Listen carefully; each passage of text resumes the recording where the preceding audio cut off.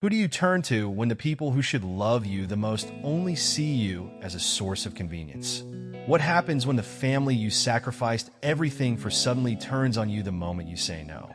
This is a story of betrayal, self-worth, and breaking free from the chains of obligation. Welcome to AGS Stories, where real stories of struggle and triumph come to life. Don't forget to subscribe, and let's dive into today's powerful story. For years, my family saw me as nothing but a walking ATM. I worked, I sacrificed, I gave them everything. And when I finally said no, they turned on me. So I disappeared and let them face the consequences of their own choices. I got my first job when I was 16, a part-time gig at a local diner, long hours on my feet, making just enough to feel like I had some independence. But that independence never really belonged to me.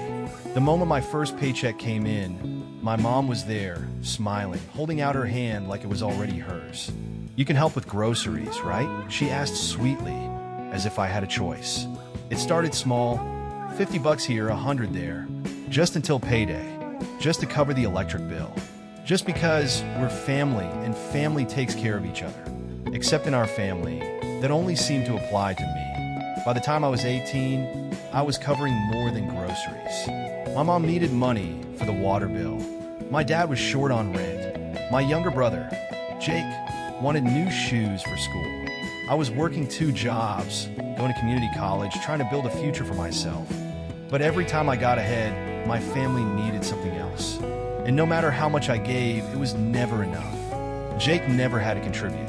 He was the golden child, the one who needed time to figure things out. My parents never expected him to get a job, never asked him to help. "You're already working," my dad would say, like that made it different. Like it was my duty to take care of them while Jake got to be a kid. I'd watch him sleeping while I got up at 5 in the morning to open at the diner, then go straight to my afternoon shift at a retail store. He got to go out with friends, have fun, live a life free of responsibilities. Meanwhile, I was drowning. At 20, I had a steady job with decent pay, enough that I thought maybe, just maybe, I could start saving for myself. I had dreams, moving out, traveling, maybe going back to school full-time. But every time I put money aside, something came up. The car needed repairs. The rent went up. My mom had a medical bill she didn't plan for. It was always something, and every time, the guilt weighed on me. "We raised you, Savannah," my dad would remind me. "You wouldn't be where you are without us." I believed them. I believed it was my responsibility. So I kept paying. Then, when I was 22, I finally said no. It was over dinner at my parents' house. They needed help with the mortgage. Again, my dad sat across from me, explaining it like it was just another routine request. My mom chimed in, reminding me how much they had sacrificed for me. "Just until we get back on our feet," she said, though we both knew that was a lie. I hesitated, took a deep breath, and for the first time in my life, I said, "I can't." The room went silent. My mom blinked at me like she hadn't heard right. "What do you mean you can't?" I swallowed hard. "I need to save for myself. I can't keep giving you everything." Her face twisted, anger flashing in her eyes. "After everything we've done for you?" Her voice was sharp, cutting. "You're so selfish, Savannah." My dad slammed his fist on the table. "We raised you.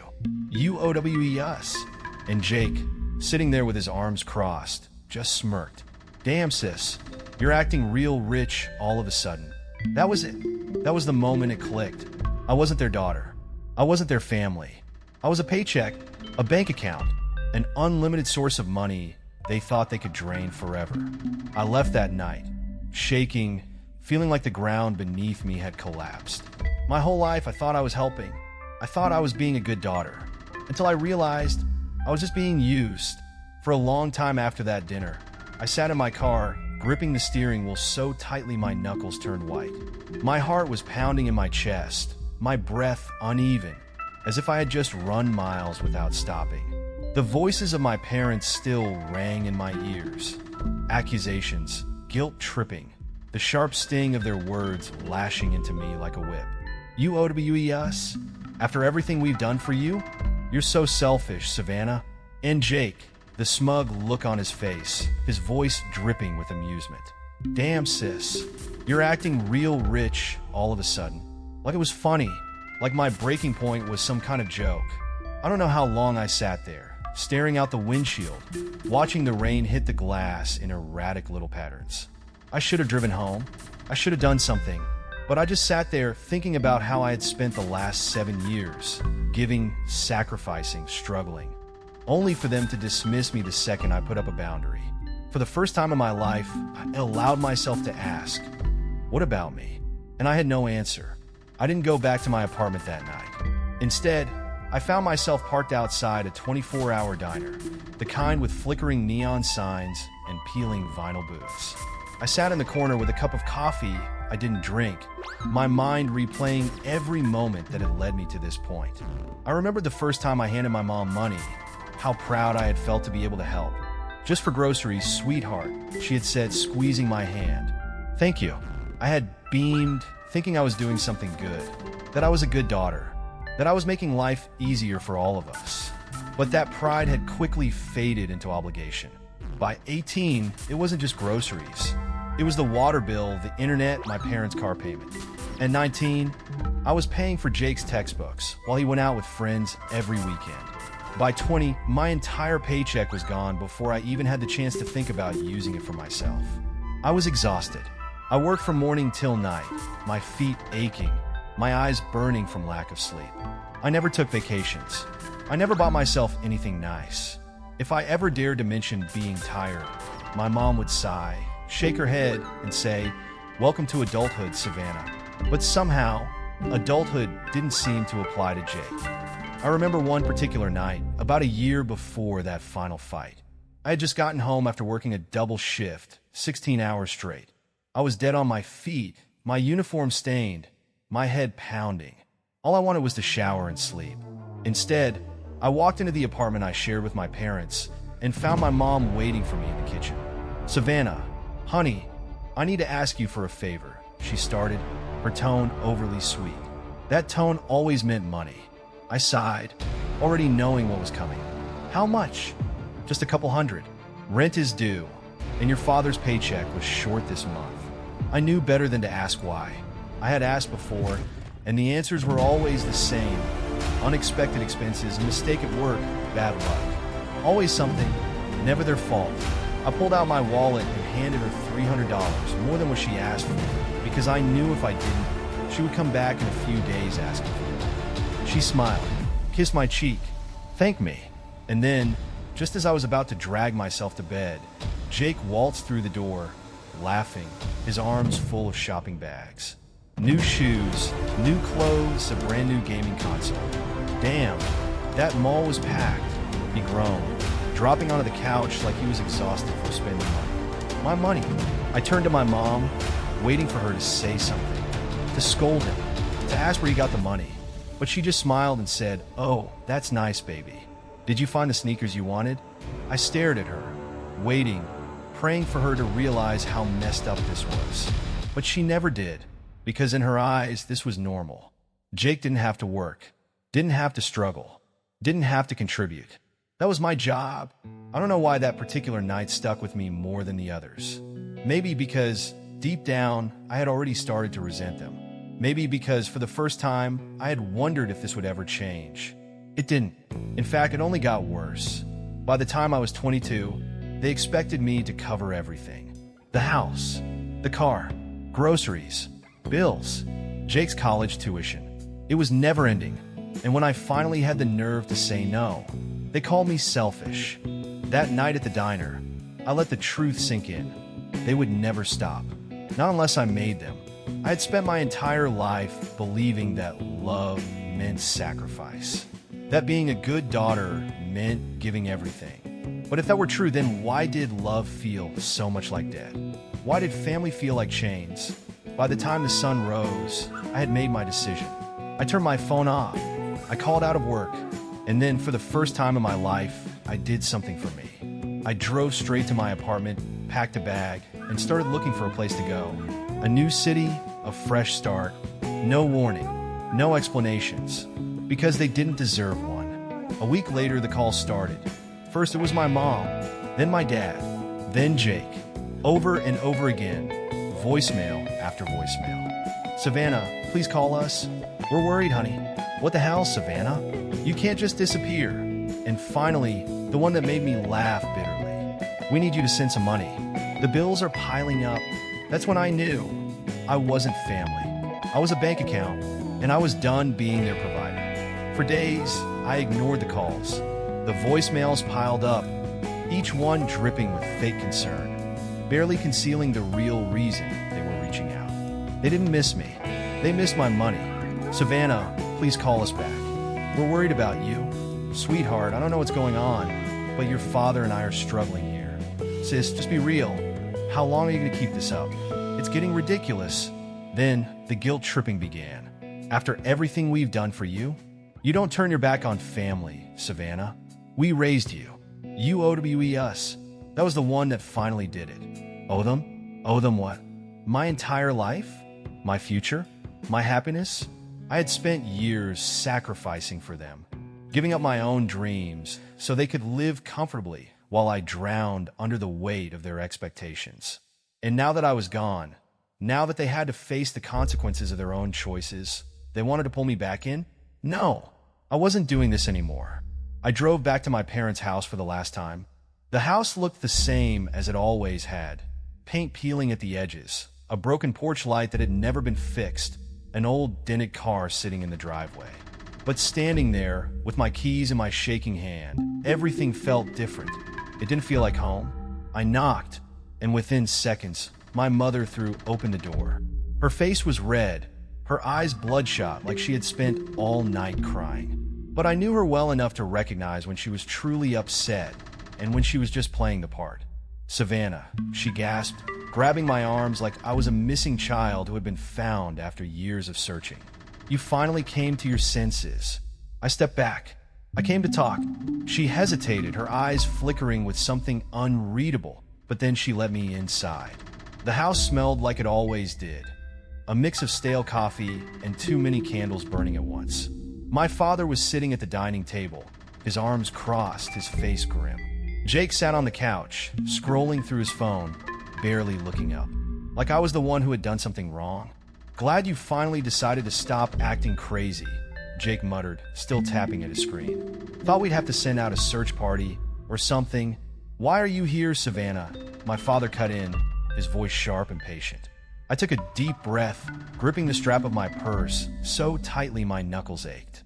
I came to say this face to face. I'm done. Silence. My mother blinked. What do you mean done? I'm done paying for your bills. Done fixing your problems. Done carrying the weight of this family, while the rest of you do nothing. My father scoffed. That's not fair, isn't it? I shot back. Who paid the rent when you came up short every other month? Who covered Jake's tuition while he sat here doing nothing? Who worked 2 jobs so you could keep spending money you didn't have? My mother's lips trembled. Sweetheart, don't. I snapped, my voice shaking. Don't stand there and act like you didn't see what you were doing. Like it was all just circumstance. Like it wasn't planned. Her face twisted, the fake sympathy slipping away. You owe us, Savannah, she hissed. We raised you. We gave you everything. I laughed, a bitter, humorless sound. Everything? You mean guilt? Exhaustion? The expectation that I'd give up my entire life to take care of you. That's what family does, my father said, his voice growing angrier now. You don't just walk away. Yes, I do. I turned on my heel and walked toward the door, my heart pounding, my legs weak beneath me. Savannah, if you walk out that door. I turned back, eyes burning. What? You'll disown me? I shook my head. You already did the second I stopped being useful to you. Jake finally put his phone down, scoffing. You're being so dramatic. You're gonna come crawling back the second you realize how hard life is without us. I looked at him, then really looked at him. The entitlement, the arrogance, the absolute certainty that I couldn't make it without them. He didn't even realize. He was the one who needed me. I smiled. Guess we'll find out. Then I walked out. I got in my car, shut the door, and just sat there. My hands trembled on the wheel. My breath came in short, sharp bursts. I had just cut them off. Really cut them off. I expected to feel panic, regret, something, but all I felt was relief. I blocked their numbers that night, deleted their messages, Change my address. For the first time in years, I was free. They thought I couldn't live without them, but they were the ones who needed me. The first night after I left, I lay in bed staring at the ceiling, expecting to feel some kind of unbearable weight, some nagging voice in my head telling me I had made a mistake. But all I felt was silence. For the first time in years, my phone wasn't buzzing with demands. No guilt-ridden messages, no missed calls, no stress looming over me like a dark cloud.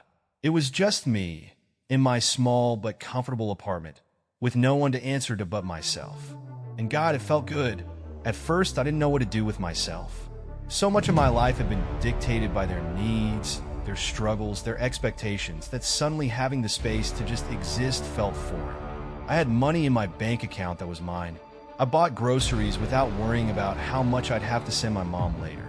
I went out to dinner with friends without feeling like I was betraying my family by spending on myself. I started saving. For the first time, my paycheck wasn't disappearing the second I got it. I watched my savings account grow, little by little, and it was like seeing proof that I had made the right decision. But more than that, I learned to enjoy life without guilt. I started doing things just because I wanted to. I took a weekend trip to the mountains just to see the sunrise from a different place. I signed up for a pottery class, something I'd always wanted to try, but never had the time or the money for. I let myself breathe, and I surrounded myself with people who actually cared about me, not what I could do for them. I made friends who didn't expect me to pick up the tab every time we went out. Friends who asked me how I was doing instead of what I could do for them. Friends who celebrated my successes instead of resenting them. For the first time in my life, I felt free. I heard about my family through distant relatives, mutual connections. I never asked, but the updates found their way to me anyway.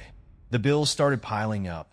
Jake was forced to get a job, his first real job in his life. He hated it, complained about how hard it was, about how unfair it was that he had to work so much for so little. I had to laugh. This was the same guy who mocked me for working long hours, the same brother who had no problem living off my sacrifices. And now, he was struggling because I wasn't there to cushion him anymore. My mom tried reaching out. At first, it was indirect, through relatives, through emails that weren't outright apologies but were close enough. Then came the real messages. Savannah, I just want to talk. I know we messed up, sweetheart. Please call me. We're family. Let's fix this. For a brief moment, I considered it. I wondered if I should open that door again, see if things had changed, if they had learned. But then I remembered the years I spent breaking myself to keep them afloat. The nights I lay awake, staring at the ceiling, wondering if I would ever get a chance to live for myself. I didn't hate them, but I didn't trust them either. So I left her messages unanswered. One day, months after I left, I found myself standing in front of a mirror, really looking at myself. I looked lighter, happier. For so long, I had convinced myself that being a good daughter meant giving everything. That love and sacrifice were the same thing. That I couldn't say no without being cruel. But the truth was, they were the ones who taught me how to walk away. They taught me that the second I stopped being useful, I stopped being family. So I made peace with it. I moved on, and I never looked back. Because in the end, they taught me one thing. Never let anyone guilt you into sacrificing your own future. Walking away from my family wasn't easy. It wasn't just about leaving behind the people I had known my entire life. It was about unlearning the idea that my worth was tied to what I could provide. It was about stepping out of a role I never asked for, about realizing that love shouldn't feel like debt. For years, I thought if I just gave enough, if I just proved myself enough, they would finally see me as more than just a bank account. But in the end, all it took was one simple word, no, to reveal the truth. And that truth was painful, because when I stopped giving, I stopped mattering to them. But here's the thing, I didn't stop mattering to myself. I mattered in the quiet mornings when I woke up without stress weighing down on my chest. I mattered in the small joys of spending my own money on things that made me happy. I mattered when I started living a life that felt mine for the first time. It took walking away from me to finally see my own worth. And I know I'm not alone in this. So now, I want to hear from you. Have you ever had family take advantage of you? Maybe it wasn't about money. Maybe it was about time, effort, emotional energy. Maybe you found yourself always being the one to fix things, always being the one to sacrifice, while everyone else just took and took. How did you handle it? Did you set boundaries? Did they respect them? Or did you, like me, realize that sometimes the only way to protect yourself is to walk away? Drop your stories in the comments. Let's talk about this. Let's talk about the pressure of being the responsible one, the weight of carrying an entire family on your back, and the guilt that comes with finally saying, enough is enough. Because that guilt, it's real, and it's heavy. But you don't owe your entire life to people who would let you drown just so they could stay afloat. You deserve peace. You deserve freedom. You deserve to live a life that isn't defined by what you can do for others. Not everyone will understand the choice to walk away. They'll say, but they're your family. They'll say, you'll regret this one day. They'll say, you should have tried harder. But what they don't understand is that love without respect isn't love at all. Family is supposed to lift you up, not weigh you down. They're supposed to be your support, not your burden. And the truth is, sometimes the people who should love you the most are the ones who will take advantage of you the worst. So if you've ever had to make the hard choice of putting yourself first, I see you. If you're still struggling with the guilt of cutting off toxic family members, I hear you. And if you're wondering whether you're doing the right thing by walking away, you are, because sometimes disappearing is the best way to be seen. Now tell me, have you ever had to choose yourself over family? Let's talk. If this story resonated with you, if you've ever felt the weight of family expectations crushing you, know that you are not alone. Choosing yourself isn't selfish, it's survival. What would you have done in Savannah's place? Have you ever had to walk away from people who were supposed to love you? Share your thoughts in the comments below. And if you love hearing real stories of resilience, betrayal, and justice, don't forget to like, subscribe, and turn on notifications so you never miss another powerful story from AGSStories. Your story matters. Your voice matters. And sometimes, walking away is the only way to find yourself. See you in the next one.